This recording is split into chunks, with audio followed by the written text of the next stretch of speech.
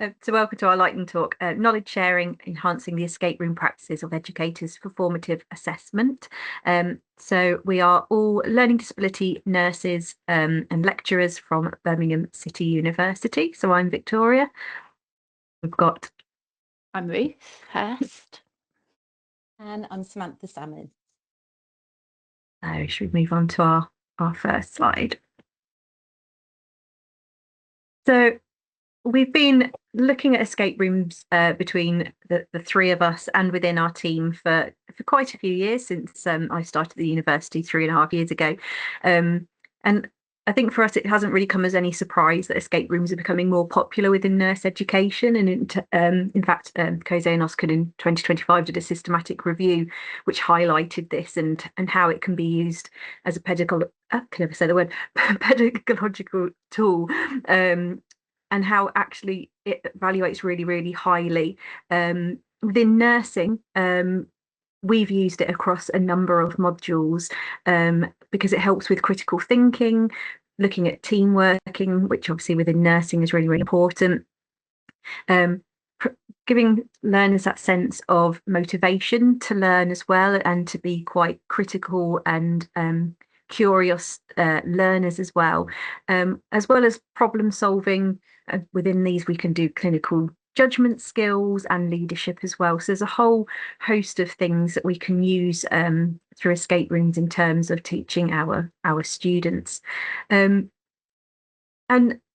education's kind of always evolving as well. So there's been a changing landscape, I suppose, especially since COVID, which we kind of talked briefly about last year when we were here. And that doesn't seem to be running out of steam. So obviously jumping on the bandwagon of popping it into our modules. And in fact, we're now developing a new curriculum, and formative assessments is kind of featuring quite heavy in that, in terms of how we monitor and evaluate students' ongoing learning. And their my brain has now gone where this has gone, and how they consolidate their learning. So it offers us the opportunity to give ongoing feedback and monitoring. As I said, that consolidation of learning. And it's also low stakes, because of using it within the formative setting helps them to know that if they get it wrong, we can go back, we can debrief, and then build up those skills and knowledge and that confidence for when they actually have to do a summative assessment at the end of their modules. There's Williams is quite a seminal figure within formative assessment, and he was stating that we need to look at how we support students who may come from disadvantaged backgrounds or maybe kind of underachieving, in order to kind of be more effective in their retention of learning and skills, and that we can do this through that formative assessment process, and actually the use of escape rooms and gamification can really, really boost that as well. So it allows that kind of that team approach, and for us in terms of moving forward, not just about how we work with our nursing students, but how we can use it within kind of like an interprofessional learning way as well, with other allied healthcare professionals and social work and education as well. So we can actually broaden what we can offer to students, making it quite versatile, really. Next slide.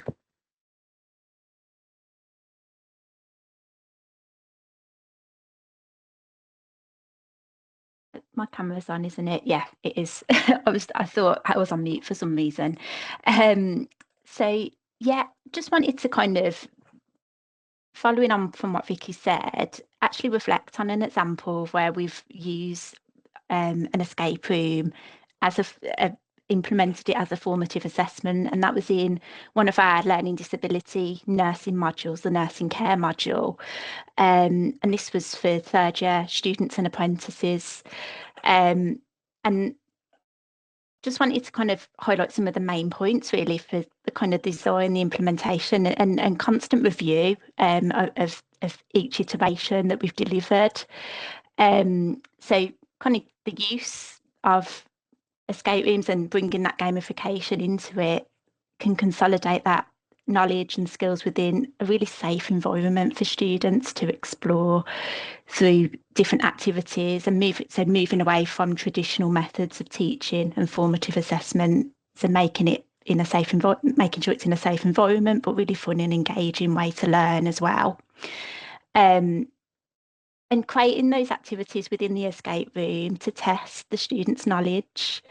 As you can see on the slide, this is just one example of one of the activities. And it was in line of what the expectations of the assignment brief. It was a section in their assignment that they had to focus on a resource. So it's just linking this activity to a case scenario and getting them to think about different resources, but also adding in elements that they could collect a code when they identified the correct resources as well. As well as other activities. So we've included crosswords, kind of drag and drop content, matching correct terms and embedding kind of critical thinking within that, identifying evidence as well at the level that they're expected to kind of include that evidence-based practice and literature as well. And that's kind of through multiple choice and identifying what is critical analysis and giving examples and so forth as well. And you can see that on the next slide, some examples of that. And what we found is that students can really enhance their teamwork and their collaboration. They can choose to do it in small groups or individually as well, but that's really supporting their kind of critical thinking, their decision making, but essentially really taking ownership of their own learning. That's going to identify kind of what they know, so the positives, but also some knowledge gaps. And that's going to support deepening that understanding of their assessment brief and prepare them for their summative. And a big part of that as well is once they've completed the escape room, which they can return to as well and revisit that as well, but having that opportunity to provide some feedback and supporting that their development in the form of a debrief.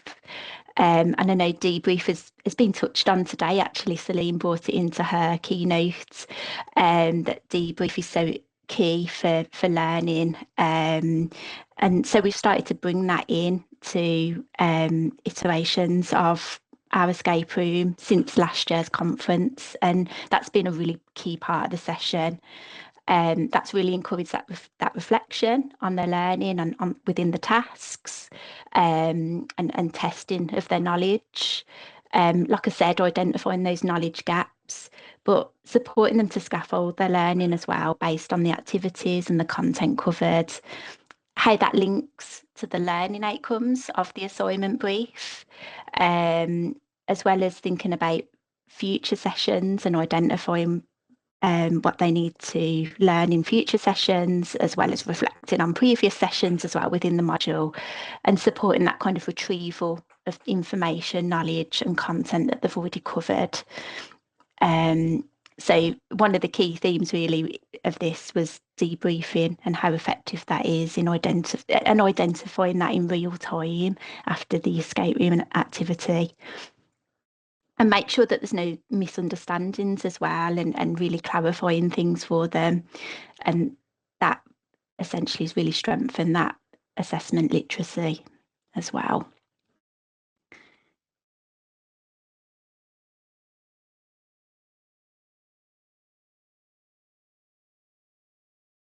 Helps to take myself off mute. You'd think I'd be used to this by now. With the escape rooms, we found that actually using different platforms offers us that kind of flexibility and adaptability in how we can actually use it as a formative assessment for our students. It's actually made us consider things like digital poverty for some of our students if they can't access things or not as easily online, that we can offer things within a we've got a home environment within the university that we're actually going to use next week for our University Innovation Fest, and we've actually delivered the digital version of that earlier today, and we will again tomorrow. So just to show how we've got one escape room, but we've managed to have that digital version of it and then have it as an in-person one. And as I said, that offers that flexibility for students. I think most of our escape rooms that we have devised, we've done it within both formats, either digital or tabletop, or within an actual environment. And we've used them across a range of formative assessments, but also other kind of events that we've held during the university day. So we started with looking at a linear approach to our escape rooms, and some of that was due to using a platform called Moodle, a virtual learning environment called Moodle that we used for our students to access their modules on.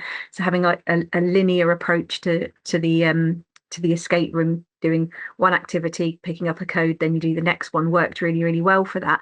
But we've now started storyboarding and having that flexibility in how people approach the escape room, as hopefully people saw today. What it does mean is that, like I said, there's that flexibility. It can be done online, either in groups and set as part of the module timetable, or people can access them on their own and complete them. The only issue with that is that they might not have a facilitator available if they're doing it outside of taught lesson times. So it's ensuring that the information that we give to them, the instructions, is really, really clear so that they can navigate that without having a facilitator there.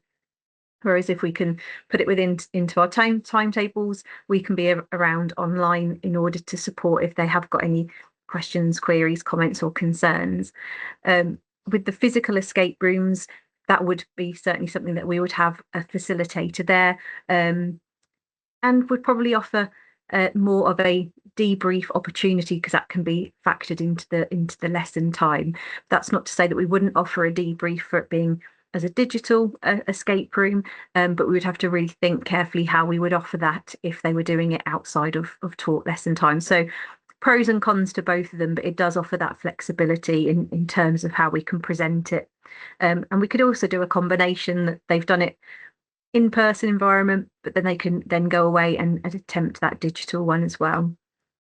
And again, as Ruth said, it's about thinking about how we consolidate the learning, make it align to the module content. So it's not just here's some games, here's some tasks for you to do, but thinking about, especially with the storyboarding ones, what are we trying to get across to people? And hopefully people saw that earlier with our digital one about Bobby, in terms of breaking down health inequalities and making appointments accessible.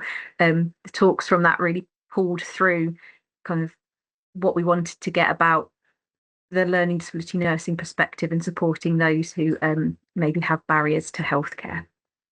Next slide. Okay, so we threw a lot of words on a slide and decided that we should use a diagram to illustrate how we've grown our practice and the cyclical nature of sharing and being informed by others from our attendance at the conference last year. So if you look at the inner pink circle, that shows how we started on very much a micro level and how the learning disability nursing team used escape rooms initially as a platform to increase student and staff confidence in digital technologies to improve student learning experiences. Moving on to the yellow part on the meso level, our knowledge sharing includes sharing our approach to formative assessment by creating a community of practice across nursing and midwifery, allied health professionals and social care, sharing ideas and enabling that interprofessional collaboration.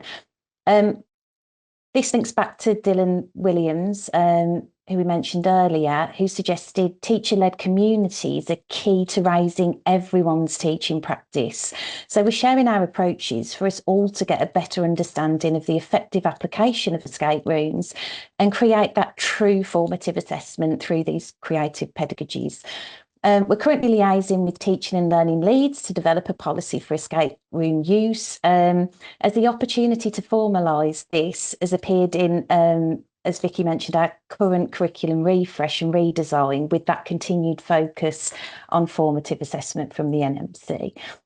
In the green, that shows continued growth with other departments at the university and our practice partners from the workforce who will be presenting to next week at BCU Innovation Fest. And if you missed the virtual escape room today, please do come along tomorrow morning so you can see our virtual version. We've developed resources and shared with admission tutors who now use escape room activities in open days, placeholder, pre-enrolment events. So we're engaging the next generation of nursing students too. The blue shows how we're growing on a macro level and sharing wider. We're really excited to be back this year and share how we've grown our approach and been inspired by others. We've also been writing, and we're now in the final stages of publishing our approach.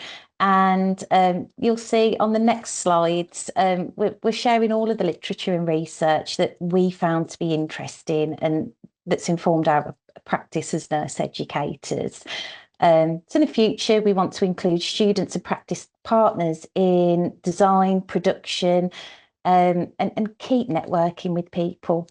So again, if you want to have a look at some of the slides on the reference list, some of you will be familiar with William, Harlan James, Bennett as their seminal writers in relation to formative assessment. Biesta's one of our favourites because we're all working in a metrics-driven environment, but we liked how Biesta considered that authentic teaching and learning, which is absolutely crucial. Freire is key to our ethos as learning disability nurses. As at our core, we advocate and focus on the strengths of others, and it's in applying these creative methods that we can support and empower students too. Hancock and metacognition is a huge one for formative assessment again, and considers learners who may have previously been viewed from a deficit model, and that's again something that we really want to challenge. So thank you. I think are we just within time? Are we over time? Probably over. Sorry if I've rambled. But yeah, get in touch with us. We're really keen to network. Yeah, lovely. That's a tough act to follow. Thanks very much for sharing your work with escape room in the nursing field. And I guess here I am talking about how we use the digital escape rooms in physiotherapy education. So hi everyone. My name is Nikita Mascarenhas, and just a little disclaimer before I start. This is my first time designing an escape room. I'm not an expert. I've just engaged in the process. I've learned along the way, and here I am today sharing my reflections with you all.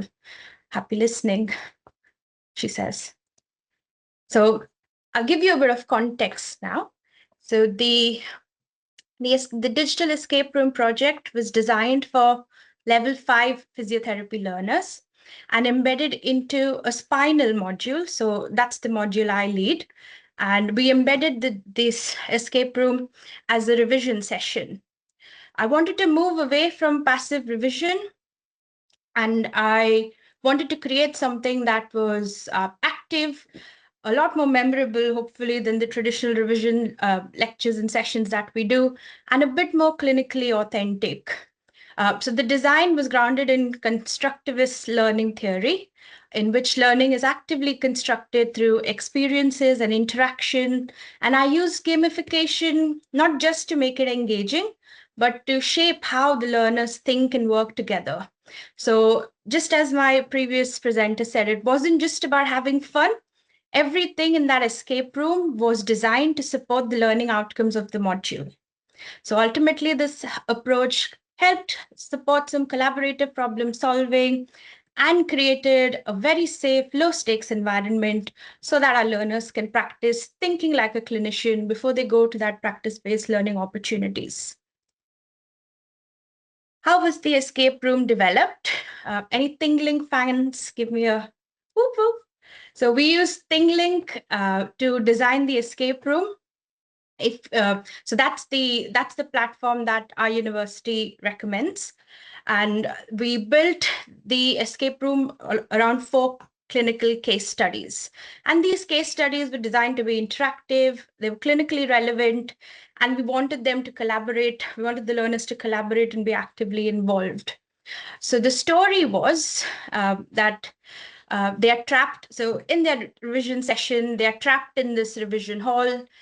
They can't escape. They need to solve those 4 case studies. And every case study that they come across, they navigate through it, and they earn the patient's trust. They diagnose them correctly. They give them a good enough management plan, and that patient will give them the code, and they can finally escape. So it's 4 case studies that they had to navigate through. I used virtual humans or virtual patients, and each of them had a specific spinal or a pelvic health issue. And the students had to work through a diagnosis and management decision. And I made sure that we followed the university's virtual human best practice guidelines when we developed personas for these virtual patients. And accessibility was very important for me from the start. I have the privilege of teaching students who have difficulty hearing and difficulty with vision. So I had to make sure that my accessibility was, whilst designing this escape room, was on point. So for example, there were audio elements which were optional. There was visual support that was included, and the students could engage in different ways depending on their needs. And I think this is very important, because if gamification isn't designed carefully, it can easily exclude some learners. So for me, inclusion isn't something extra, it's just part of good teaching. How the escape room works. So there's a little snippet of the story that the learners were exposed to as soon as they encountered and as soon as they entered the escape room environment. And they were encouraged to work in groups of 2 to 4. There were 4 case studies. They solved a series of clues, and each correct answer gave them the code to move forward and eventually escape. And it was very important to remind them and myself that it wasn't just about having fun. Every part of this was linked to their learning. So they were actively applying their knowledge, their reasoning to the case study. So we've got a digital escape room that we've designed, but it was delivered in a face-to-face session because I was very curious. I wanted to observe how they would take this new innovative way of revising. And on the day, that is where this experience really came alive for me. And it had a lot of challenges. The first challenge was technical issues. So whilst ThinkLink is an amazing platform, we did have some tech issues where some of the learners were stuck in one room and couldn't go to the other. And that did disappoint me and the learners a bit, because he was sitting there going, oh, how do we navigate this? But that's when I noticed that the learners started working together and they started supporting each other. And a lot of them started doing simple IT hacks, which I had no idea how to do. So I developed my IT skills when I was with them. The room became a bit loud at times because I could hear a lot of discussions. Some of the learners were naturally teaching other learners. They were sharing ideas. And as they were talking through their reasoning, they weren't just recalling information. They were testing their hypothesis. They were refining it. And that's what develops your clinical reasoning. And that's very different from memorization, which is what we notice at times happens often. And when the learners were listening to each other's reasoning, that's when they noticed that they were comparing, they were challenging, they were building on ideas. And that's when learning became shared and socially constructed and not just individual and silent. We also wanted to do a structured debrief. So as soon as they navigated and escaped, we did a structured debrief. We used the diamond debrief model because that's what's recommended for us. And we go into the facts. We then think about our analysis of that situation, and then we think about actions. What are we going to do if this situation happens, etc. And that was very valuable because it supported some deeper reflection, helped consolidate some of that clinical reasoning and problem solving, and it helped link that activity back to clinical practice. Evaluation. We did evaluate the session. So we used a mixed method survey and we got some data on student experience, the knowledge acquisition and navigability. I'm a new academic. I haven't managed to carry out a full statistical analysis yet, but I do have some initial data that I'm happy to share. It may sound biased, I apologize. The students did find the escape room quite engaging and enjoyable. I also noted that they perceived there was a strong perceived value for consolidating knowledge. So this approach does work. The students do think that it helps them with their learning. They really liked the peer discussions. They loved an opportunity to problem solve together in that low stakes environment. And most importantly, the learners felt it helped them achieve the intended learning outcomes. That was a bit of a fear of mine, whether the students would perceive this as, oh, it's just a fun activity, but they also saw it as something really meaningful to them, which I was very, very happy about. These are some of the qualitative feedback that we got from the survey. So again, an enjoyable and different approach to working with the group, sharing ideas and strengthening knowledge, more engaging, great way to problem solve and have fun. Thank the Lord. Job well done. I enjoyed the session. It was a different way to revise and consolidate learning. So we got some positive feedback, and they described the session as a refreshing change from traditional revision. What did I learn in this process? I went into this thinking this is all going to not work very well. The students are going to be very dissatisfied. They'll have some fun, but they won't think that they learned from it. But firstly, I found that when you make learning feel a bit like play, the students actually stay more engaged and they also start thinking more deeply. So it didn't take away from the learning, it strengthened it. Secondly, peer interaction. Again, I was a bit nervous about it, but that's where most of the learning really happened. When the learners had space to talk, to challenge, and to reason things together, that's when that learning became more visible and you could see them starting to think like clinicians. And digital tools aren't just about being innovative. When used well, they can help create some really flexible, inclusive spaces that bring a lot of joy to that learning experience. The biggest shift for me was I stopped asking, how do I deliver this content? And now I ask myself, what experience do I want my learners to have? Because when learning feels like something you do and not something that's done to you, that's when it really sticks. Finally, wouldn't be here without some wonderful people. So Lucy is my wonderful colleague who helped design things in ThinkLink and brought my idea into vision. There were some steps that I took to ensure that the escape room worked really well. And sorry, I think I haven't said that. So I introduced the learners to the ThinkLink format using a maths escape room, which is not linked to physiotherapy at all, in my opinion. But they did a maths escape room just to get comfortable with the platform. We then play tested this escape room with some staff and a student who had already done this module, so a level 6 student. And I designed a troubleshooting guide, which really helped the students on the day, because we could anticipate some of the challenges that the students might face. And I also coached the staff who were delivering the session to create a really immersive experience. So we set clear expectations at the beginning, and we added a small competitive element like prizes, especially candy, to boost engagement. And we did notice that the students got really competitive. So sorry, I'll go back to my last slide.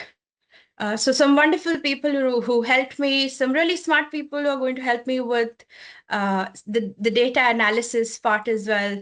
Thanks very much. I'll leave with this thought. Play isn't a distraction from learning. It's where learning becomes alive, shared, and deeply meaningful. Thanks for listening.